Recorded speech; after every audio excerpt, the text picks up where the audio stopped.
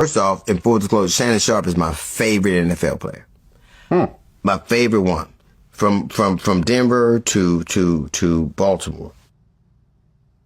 When that, first off, that a club would be the arbiter of truth. Club Shay Shay is the arbiter of truth. Like, all I know, I ain't never known a club to tell the truth.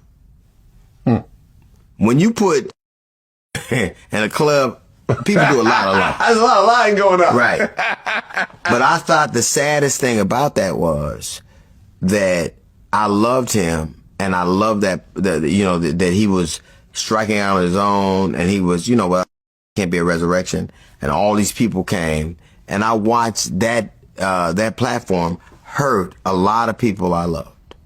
Whether it's whether it's comics I love or my daughter, but he put people on and it became this catch-all for grievance. But now, I just had a conversation. I talked to Stephen A. Smith. I'm not going to tell you what I talked about. I reached out to Matt Barnes. I feel as bad for what's going on with Shannon Sharpe as I felt as bad as what that platform did to people I love.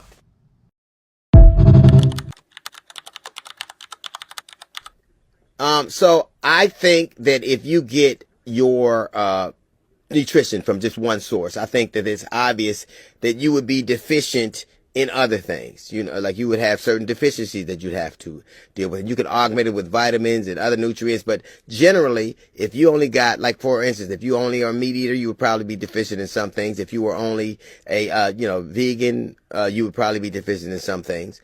And I think it's like that with the way you consume information.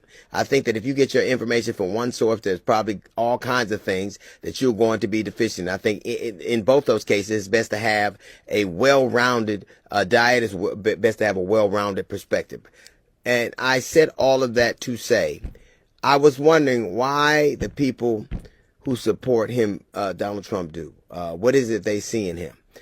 Because there are some people who can't relate to him. They have a different version of him.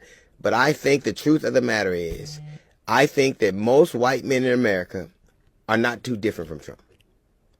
That's the only way. I think that all of them, the great many of them, and I say the majority of them, are just like him. Maybe they don't get to do what he does. Maybe don't get to say what he does, but they have the same types of mindset.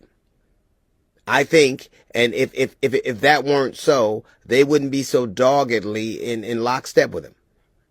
If he seems to do nothing that offends them.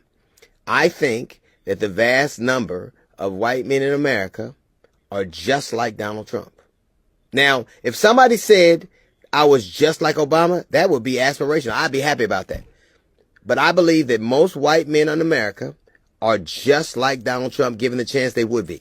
They're just like him. The reason that they can look the other way, the reason that they have no problem with what he does, because they see themselves in him.